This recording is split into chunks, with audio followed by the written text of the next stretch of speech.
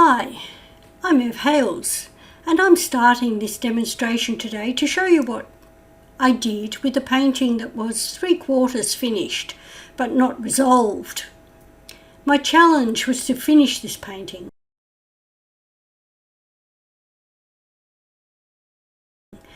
But first I had to decide what I wanted to keep. I loved the head and the hand gesture. I liked the pose of the legs and I'm happy with the colour scheme. I think I will use flowers and foliage so that the figure becomes just part of another scene. I'm also going to play with some different materials that I can use to create a variety of textures in this painting. I'm using an onion bag, a sponge brush, a stencil. Before I start, I'm getting rid of some areas that I don't want, and I'm doing this by lifting off and also by adding some gouache.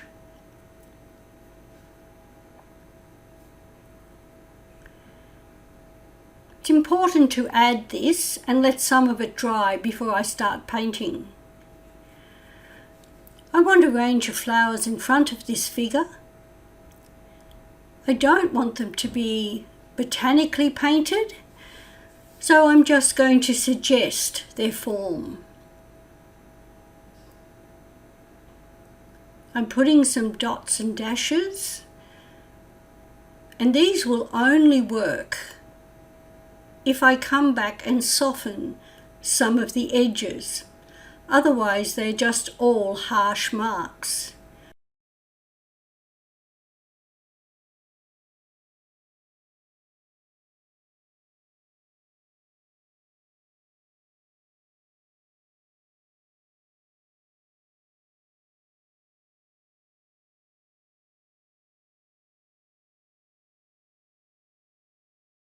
And you can see here how that softening works.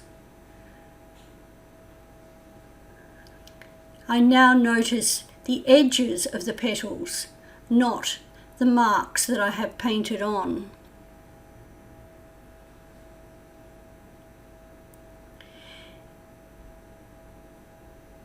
In amongst these lighter areas, I can see several flowers forming. And again, I'm just going to indicate the structure, making marks and then softening some of the edges.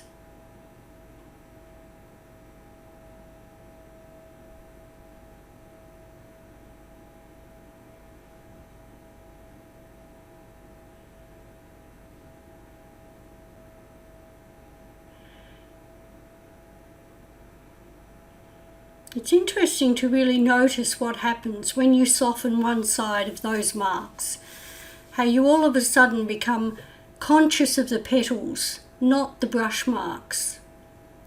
And this is a really important skill, not just for flowers, but for everything you paint.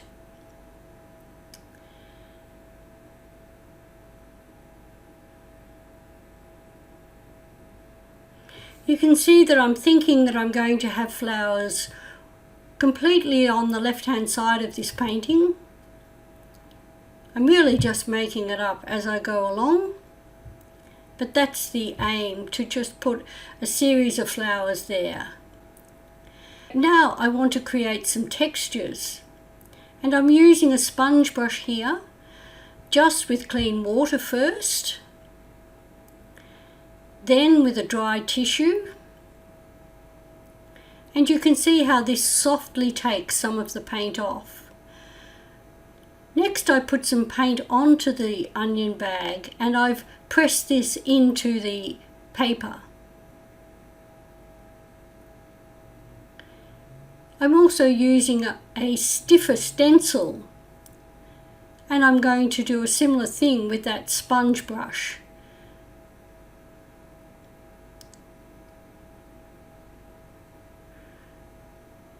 I want to create a series of effects that I can use as part of the background and add interest to this image.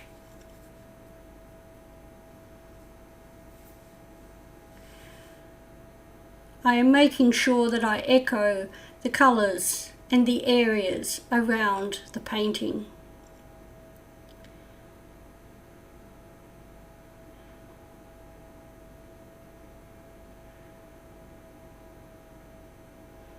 I apply the paint and it's not overly wet, and if it looks a little bit too harsh, I can come back and adjust that later.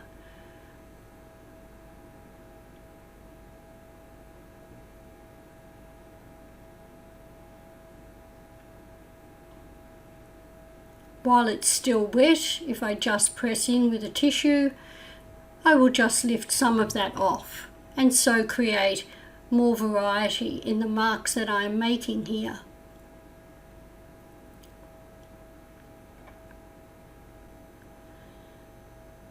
Change the colours a bit, have some darker sections, echo the colours that are in the drapery, make layers of these textures. Now I'm going to look at how I can enunciate the flowers without actually having to paint them. So by putting some dark areas in behind the petals, the flowers actually seem to pop off the paper from nowhere. So all I'm actually painting on the flowers is a little bit of the structure and a few of the petals and the outside area by painting a dark around the outside petals. You can see I'm varying the colour here with this, and I'm spraying a little bit to diffuse the edge and soften. Similar to what I did with the petals, but this time I've let the water travel the colour out.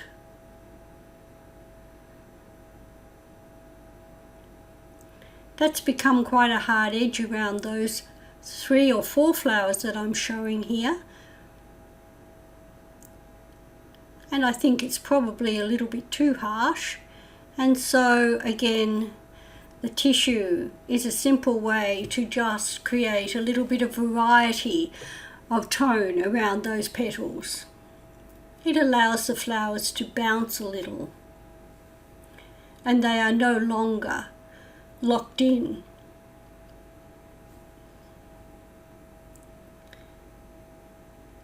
I'm painting over the texture that I had in the background, and these textures will just form an interesting layer behind the leaves. I'm looking at the edge of the petals. I'm spraying a little to soften as the colour extends from the edge of the flower. This is a little metal rectangle, and I'm using it a little bit like a palette knife here, just to create a few interesting marks. I'm really just playing with what sort of effects I can get from this flexible, fine edge.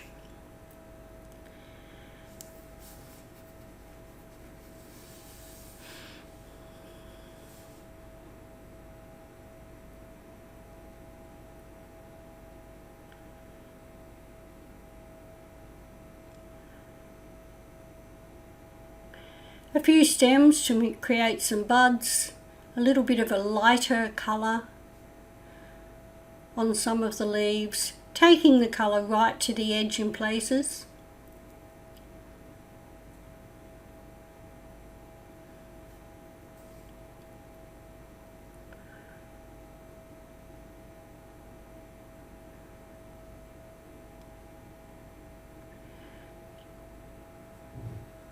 You can see at this point I haven't touched the figure at all, but I'm making sure that I don't lose the head or the gesture or the angle of the legs, because they are the things that I really liked about what I'd painted.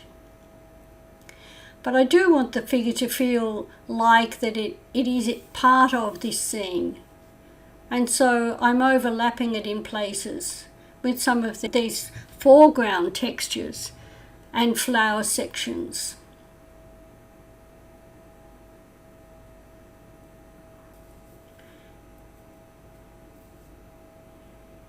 Just linking a few stems through. I've got the basis of the flowers here. I've got the hint of the foliage. And now I want a few more highlights on the flowers. And because this is actually painted over a section that I wiped out, I'm adding a little bit of crisp gouache for just those really bright highlight areas. I don't want to overdo this, but I do want a few little crisp whites. And I can indicate several extra petals this way in amongst these very soft roses that I'm painting.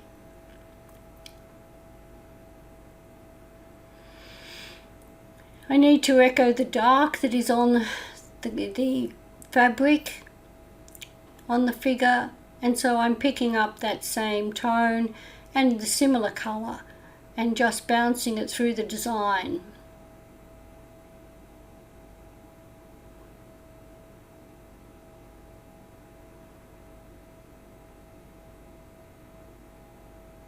I'm not covering all that nice texture that I made, and I'm leaving some areas quite soft and unresolved.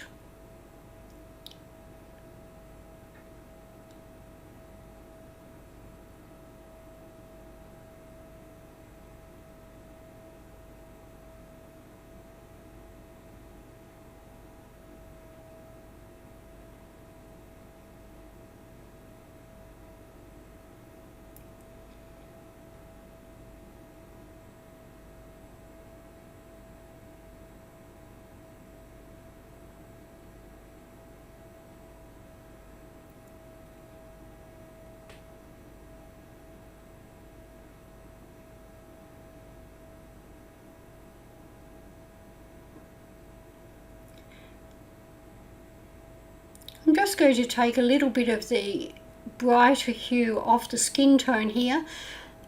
I'm not looking for a natural colour on the skin, but I don't want the green hue as bright as it is. And so a little bit of water and just a soft lifting is enough to just take that back so it doesn't jump out quite so much.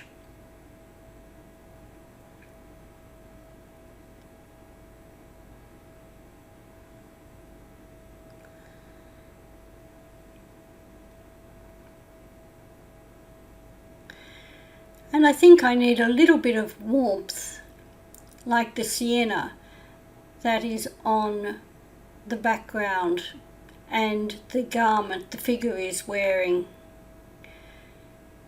I'm putting in just some dots and dashes here, and I'm spraying a little bit because I want a little bit of mystique. And I really like what's happening, especially up near that main flower.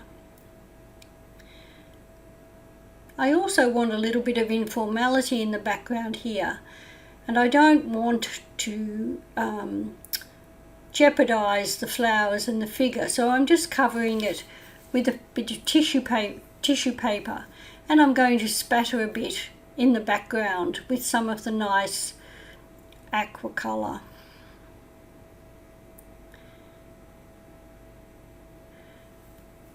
And then I'll spray that, and they will just spread a little. And you can see that there's an impression of a little bit coming over her shoulder in front of the figure, and I quite like that, so I will use that as a little bit of foliage that is cutting across the form.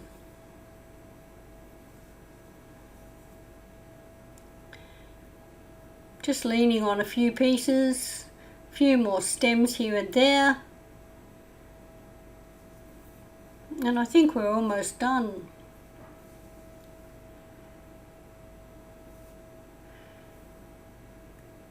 at least until I've had time to have a look at it.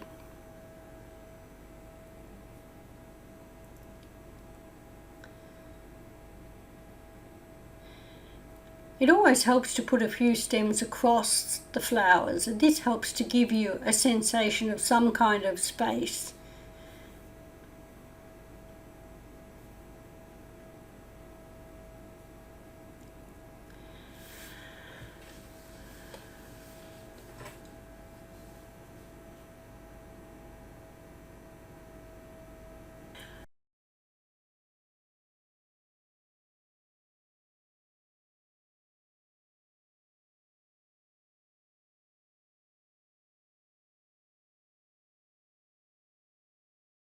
So that's where I started on the left, and this is where I'm finishing on the right, with the flowers in the foreground, as if I'm looking at this figure through a garden and just seeing her seated, maybe on a garden bench, who knows.